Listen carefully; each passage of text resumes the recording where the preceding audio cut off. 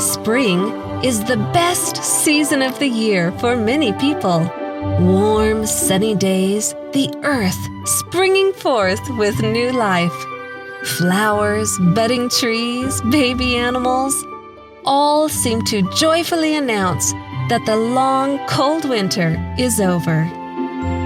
No other springtime custom encapsulates these celebrations of new life quite like Easter. From baby animals to Easter eggs and Easter egg hunts, to sunrise Sunday services and more, Easter is a beloved tradition to many people.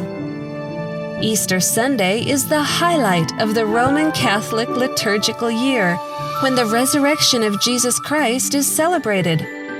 According to their catechism, Easter is not simply one feast among others, but the feast of feasts, the solemnity of solemnities, just as the Eucharist is the sacrament of sacraments, the great sacrament. Saint Athanasius calls Easter the Great Sunday, and the Eastern churches call Holy Week the Great Week, the mystery of the resurrection in which Christ crushed death.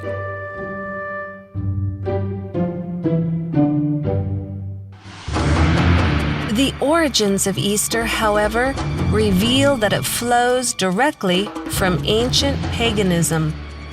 Shortly after the flood, Nimrod re-established idolatry in the earth. After his death, Nimrod was promoted as the original sun god. His widow, Semiramis, was called the Queen of Heaven. Various cultures continued the idolatry of these original pagans under different names. To the Egyptians, Semiramis was Isis. To the Babylonians, she was Beltis, consort to the god Bel. To the Canaanites, she was Astarte. The Assyrians called her Ishtar. The worship of these goddesses involved occult fertility practices. These degrading rites were practiced even by the Israelites when in apostasy. Yahuwah clearly denounced any Israelite involvement in these pagan celebrations. Do you not see what they do in the cities of Judah and in the streets of Jerusalem? The children gather wood, the fathers kindle the fire, and the women knead their dough to make cakes for the Queen of Heaven. And they pour out drink offerings to other gods, that they may provoke me to anger. And he said to me, Turn again, and you will see greater abominations than they are doing. So he brought me to the door of the north gate of Yahuwah's house, and to my dismay, women were sitting there, weeping for Tammuz. Modern Easter has no basis in the pure religion of heaven. All of its traditions are pagan.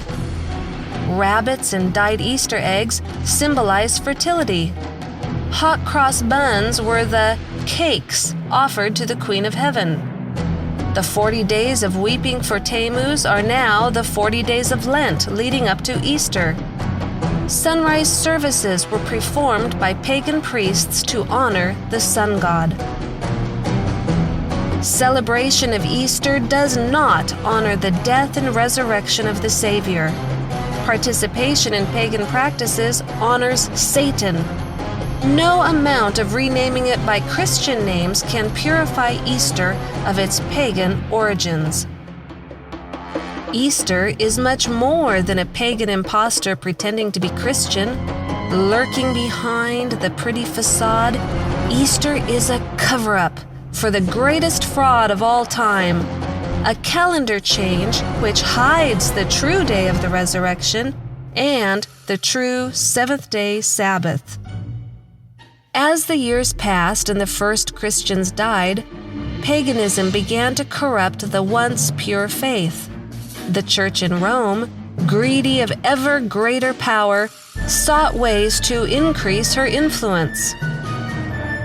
To conciliate the pagans to nominal Christianity, Rome, pursuing its usual policy, took measures to get the Christian and pagan festivals amalgamated, and by a complicated but skillful adjustment of the calendar, it was found no difficult matter in general to get paganism and Christianity, now far sunk in idolatry, in this as in so many other things, to shake hands. This change of the calendar in regard to Easter was attended with momentous consequences. It brought into the church the grossest corruption and the rankest superstition. This change of calendar also changed the day of worship. This is admitted by Roman Catholics, who point to it as the sign of their authority.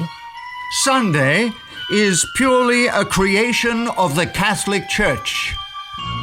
They, the Protestants, deem it their duty to keep the Sunday holy. Why? Because the Catholic Church tells them to do so. They have no other reason. The author of the Sunday law is the Catholic Church. One Catholic bishop went so far as to state, "It was the Catholic Church which made the law, obliging us to keep Sunday holy. The Church made this law long after the Bible was written. Hence the law is not in the Bible. The Catholic Church abolished not only the Sabbath, but all the other Jewish festivals." the Israelite festival, which was outlawed in favor of Easter, was Passover. All early Christians kept the feasts of Yahuwah as outlined in Leviticus 23. Paganized Christians still wanted to celebrate Easter, while apostolic Christians, still clinging to a pure faith, observed Passover.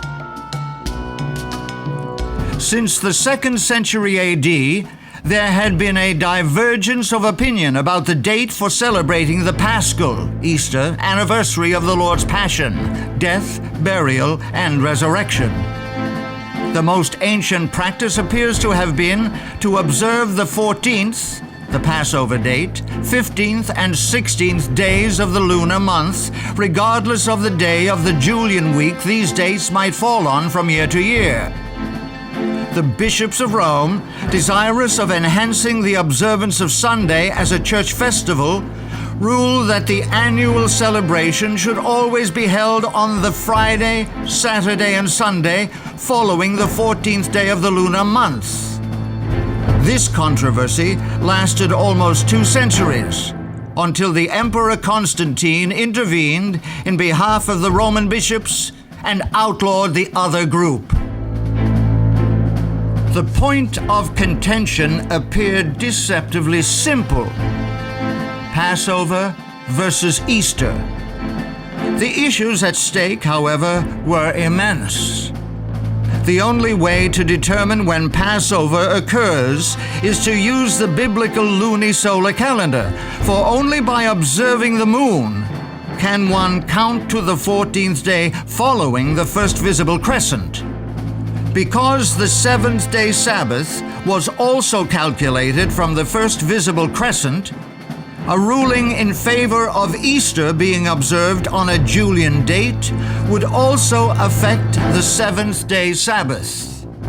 These contentions had agitated the churches of Asia since the time of the Roman Bishop Victor, who had persecuted the churches of Asia for following the 14th-day heresy, as they called it, in reference to the Passover. The future Easter observance was to be rendered independent of Jewish calculation. Here is the real significance of Easter. Sunday is kept as a day of worship because of Easter Sunday. It is claimed that the Savior was resurrected then. Consequently, it is assumed that the day before Easter Sunday, Saturday, is the 7th-day Sabbath. Jews today worship on Saturday rather than the biblical 7th-day Sabbath. However, Jewish scholars admit that the calendar in use for worship today is not the same as was used in Bible times. The new moon is still and the Sabbath originally was dependent upon the lunar cycle. The Jews point to the extreme persecution following the Council of Nicaea's decision to set aside Jewish time calculation as the reason for why they no longer use the biblical calendar. Declaring the new month by observation of the new moon and the new year by the arrival of spring can only be done by the Sanhedrin.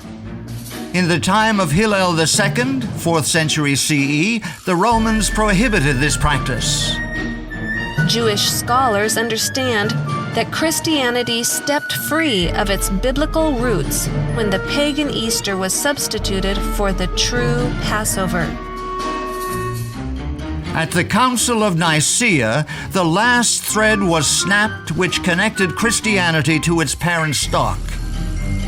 The festival of Easter had up till now been celebrated for the most part at the same time as the Jewish Passover, and indeed upon the days calculated and fixed by the Sanhedrin in Judea for its celebration. But in future its observance was to be rendered altogether independent of the Jewish calendar. Emperor Constantine stated, "For it is unbecoming beyond measure that on this holiest of festivals we should follow the customs of the Jews.